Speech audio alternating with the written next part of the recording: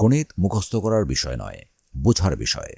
আর সেই বোঝার যাত্রায় বাস্তব সংখ্যা নিয়ে মেধাশালার এপিসোড 4-এ তোমাদের সবাইকে স্বাগতম। তাহলে চলো আজকের ক্লাস শুরু করি। গত ক্লাসে আমরা শূন্য এবং অঋণাত্মক সংখ্যা সম্পর্কে জেনেছিলাম। আমরা দেখেছিলাম শূন্য এবং শূন্যের চেয়ে বড় সংখ্যাগুলো নিয়ে একটি নতুন পরিবারের সৃষ্টি হয়। কিন্তু আজ আমরা আরও একটি নতুন জগতের সন্ধান করব।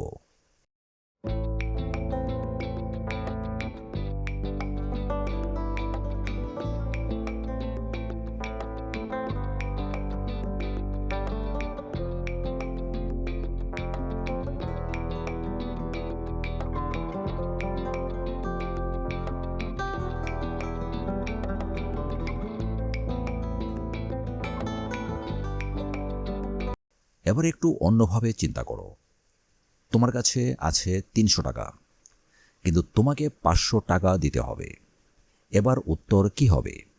এখানে মানুষ সমস্যার মুখোমুখি হলো, কারণ আগে পরিচিত সংখ্যাগুলো দিয়ে এই সমস্যার সমাধান করা সম্ভব হচ্ছিল না। এবার তাপমাত্রার কথা চিন্তা করো। শীতের দিনে তাপমাত্রা কমতে কমতে 0 ডিগ্রি সেলসিয়াসে পৌঁছালো। এবার যদি তাপমাত্রা আরও কমে যায় তাহলে কি হবে? এবার একটি বহুতল ভবনের কথা ভাবো। গাড়ি পার্কিং যদি ভূমিতলার নিচে থাকে তাহলে সেটিকে কিভাবে প্রকাশ করা হবে?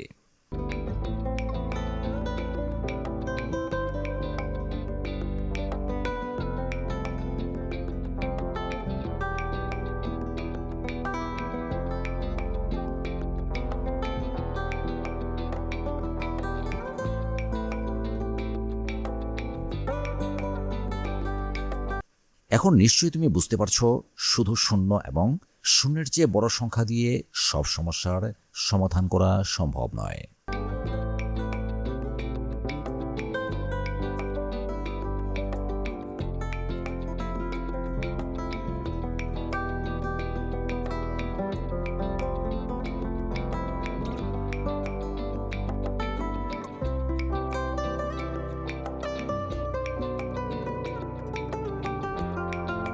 তাই মানুষের প্রয়োজন থেকেই নতুন ধরনের সংখ্যার জন্ম হলো।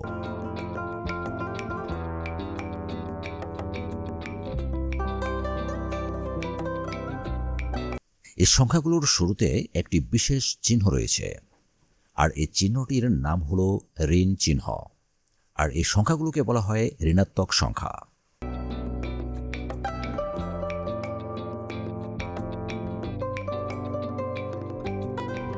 এই সংখ্যাগুলো আমাদের কাছে নতুন হলেও বাস্তব জীবনে এদের ব্যবহার অনেক বেশি।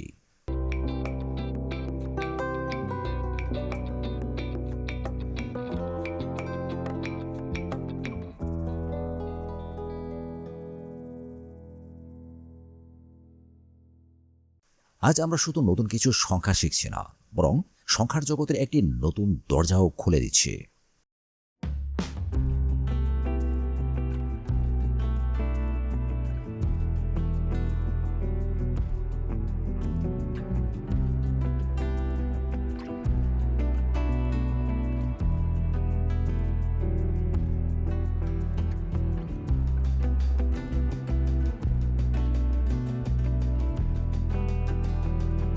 একটু আগে আমরা কিছু নতুন সংখ্যা দেখলাম। এই সংখ্যাগুলোর আগে একটি বিশেষ চিহ্ন রয়েছে। এই চিহ্নটির নাম হলো ঋণ চিহ্ন। আর এই সংখ্যাগুলোকে বলা হয় ঋণাত্মক সংখ্যা।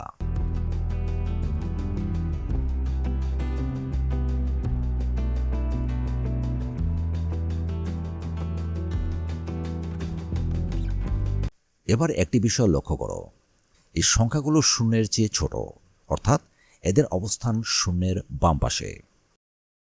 এবার সংখ্যা রেখাটির দিকে ভালো করে তাকাও। একদম মাঝখানে রয়েছে শূন্য। শূন্যের ডান পাশে রয়েছে 1, 2, 3, 4 ইত্যাদি। আর শূন্যের বাম পাশে রয়েছে -1, -2, -3, -4 ইত্যাদি।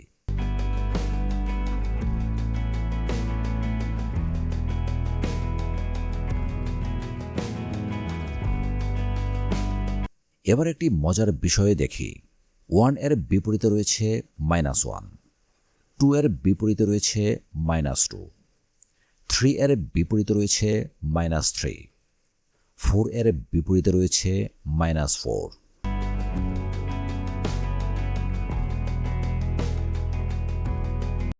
শূন্যের ডান পাশে থাকা সংখ্যাগুলোকে আমরা ধনাত্মক পূর্ণ সংখ্যা বলি, আর শূন্যের বাম পাশে থাকা সংখ্যাগুলোকে আমরা ঋণাত্মক পূর্ণ সংখ্যা বলি।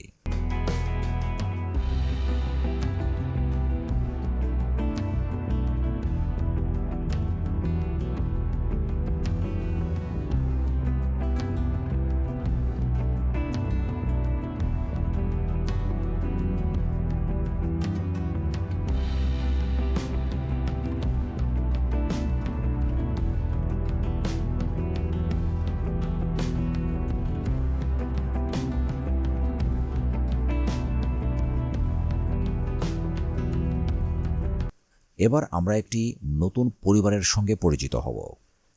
ঋণাত্মক পূর্ণ সংখ্যা, শূন্য এবং ধনাত্মক পূর্ণ সংখ্যা, এই তিনটি অংশ মিলে গঠিত হয় পূর্ণ সংখ্যার পরিবার। মনে রাখবে, প্রতিটি স্বাভাবিক সংখ্যা একটি পূর্ণ সংখ্যা।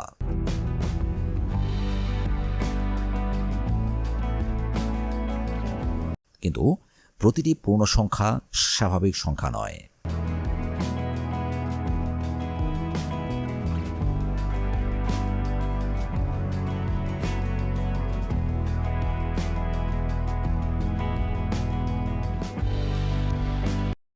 এবার নিশ্চয়ই পার্থক্যটি বুঝতে পেরেছ। স্বাভাবিক সংখ্যার পরিবার ছোট, কিন্তু পূর্ণ সংখ্যার পরিবার আরও বড়।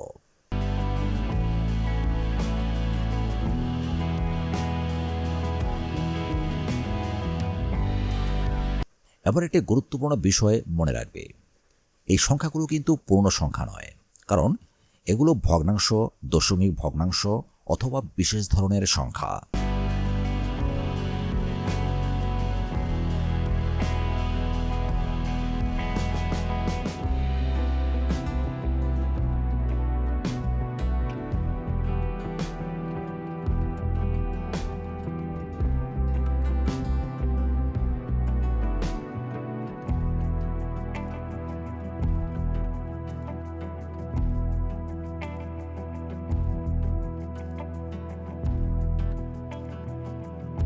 এবার বাস্তবিক জীবনের একটি উদাহরণ দেখি।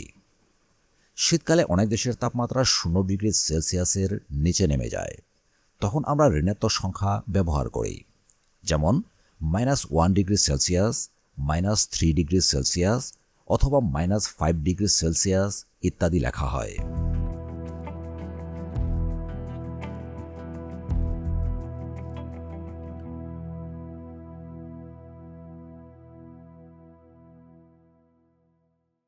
এবার সমুদ্র পৃষ্ঠের কথা ভাবো।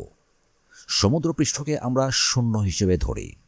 সমুদ্রপৃষ্ঠের উপরে অবস্থিত স্থানগুলোকে ধনাত্মক মান দিয়ে প্রকাশ করা হয়, আর সমুদ্রপৃষ্ঠের নিচের স্থানগুলোকে ঋণাত্মক মান দিয়ে প্রকাশ করা হয়।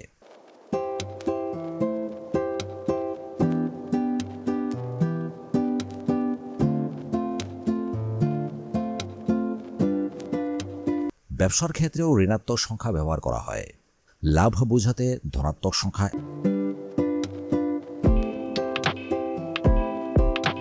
এবং ক্ষতি বোঝাতে ঋণাত্মক সংখ্যা ব্যবহার করা হয়। এবার একটি গুরুত্বপূর্ণ বিষয় লক্ষ্য করো। সংখ্যা রেখার যত ডান দিকে যাওয়া যায়, সংখ্যার মান তত বাড়তে থাকে, আর যত বাম দিকে যাওয়া যায়, সংখ্যার মান ততই কমতে থাকে। এই কারণেই -5 সংখ্যাটি -2 এর চেয়ে ছোট। ঠিক একইভাবে -4 সংখ্যাটি -1 এর চেয়ে ছোট, -3 সংখ্যাটি 0 এর চেয়ে ছোট, -2 সংখ্যাটি -1 এর চেয়ে ছোট, -5 সংখ্যাটি -1 এর চেয়ে ছোট ইত্যাদি।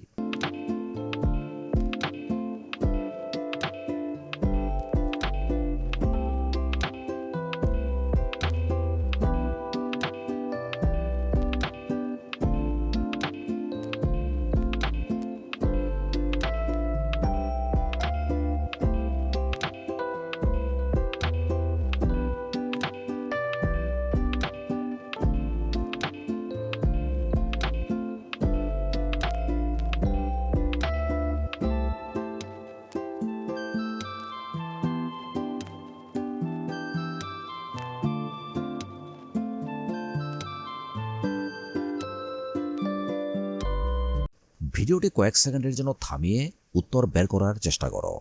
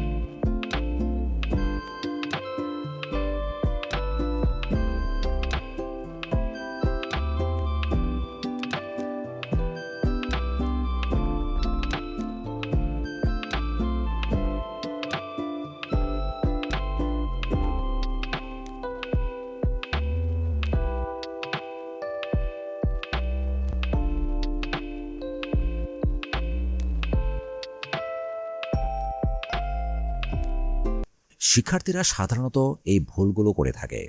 মনে রাখবে, -2 কখনোই -1-এর চেয়ে বড় নয়। 0 একটি ঋণাত্মক সংখ্যা নয়, আবার প্রতিটি পূর্ণ সংখ্যাও স্বাভাবিক সংখ্যা নয়।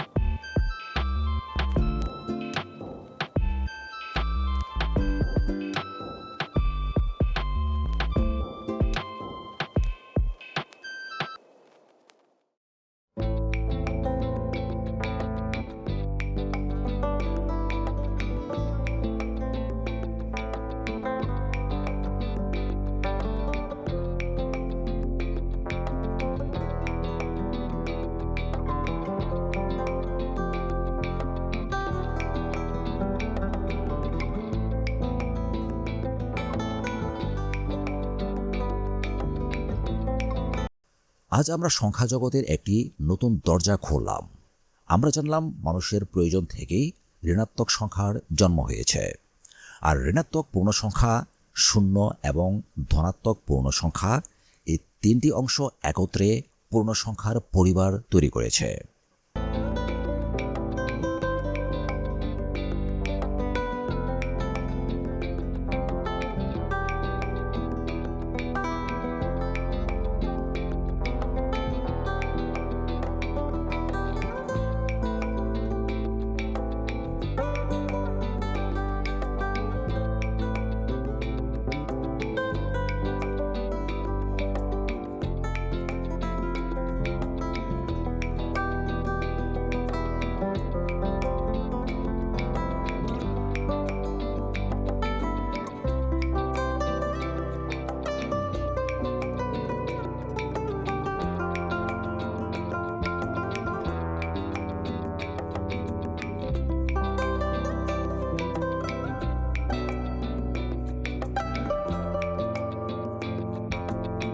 আজ আমরা ঋণাত্মক সংখ্যা এবং পূর্ণ সংখ্যার সঙ্গে পরিচিত হলাম, কিন্তু আমাদের যাত্রা এখানেই শেষ নয়।